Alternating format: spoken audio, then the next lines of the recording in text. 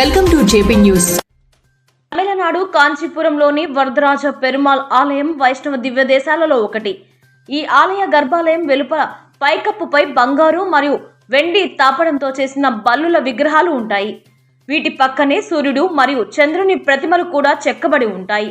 వెనుక ఉన్న స్థల పురాణం ఈ బల్లుల వెనుక ఉన్న ప్రధాన కథ గౌతమ మహర్షి శిష్యులకు సంబంధించింది. గౌతమ మహర్షి వద్ద ఉన్న ఇద్దరు శిష్యులు అజాగ్రత్తగా ఒక పాత్రలోని నీటిలో పడిన బల్లిని గమనించకుండా ఆ నీటిని మహర్షికి తీసుకెళ్లారు. ఆ బల్లిని చూసిన మహర్షి ఆ శిష్యులను బల్లులుగా మారిపోమ్మని శపించారు. తమ తప్పు తెలుసుకున్న శిష్యులు శాప విముక్తి కోసం వేడుకోగా వారు కాంచీపురంలోని వరదరాజ పెరుమాళ్ను ఆశ్రయిస్తే విముక్తి కలుగుతుందని మహర్షి చెప్పారు. ఆ శిష్యులు బల్లుల రూపంలోనే పెరుమాళ్ను ప్రార్థించి చివరకు మోక్షాన్ని పొందారని, ఆ సమయంలో వారి శరీరాలు సూర్య చంద్రుల సాక్షిగా బంగారు వెండి బల్లులుగా మారాయని భక్తులు నమ్ముతారు. దోష నివారణ: భక్తులు ఈ బంగారు వెండి బల్లులను తాకడం వల్ల బల్లి దోషం తొలగిపోతుందని, దురదృష్టం వదిలి మంచి జరుగుతుందని నమ్ముతారు. భక్తుల గర్భాలయంలో వరదరాజ పెరుమాళ్ స్వామిని దర్శించుకున్నాక పైకప్పుపై ఉన్న ఈ బల్లులను తాకి మొక్కుకుంటారు.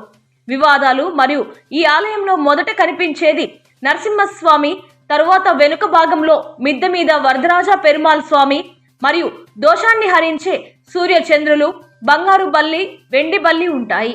ఈ గుడిలోనే అందరికీ ముత్తైదు భాగ్యం అందించే పసుపు లక్ష్మీదేవి దర్శనమిస్తారు. ఆలయానికి ఎన్నో అద్భుతమైన శిల్పకళా హంగులు, మండపాలు చేర్చబడ్డాయి. ఉదాహరణకు ప్రసిద్ధమైన 100 స్తంభాల కళ్యాణ మండపం విజయనగర రాజుల కాలంలోనే నిర్మించబడింది. పురాణాల ప్రకారం బ్రహ్మదేవుడు ఇక్కడ యాగం చేసినప్పుడు ఆ యాగం నిర్విఘ్నంగా పూర్తి కావడానికి శ్రీమన్నారాయణుడు వరదరాజస్వామిగా వెలిశారని చెబుతారు.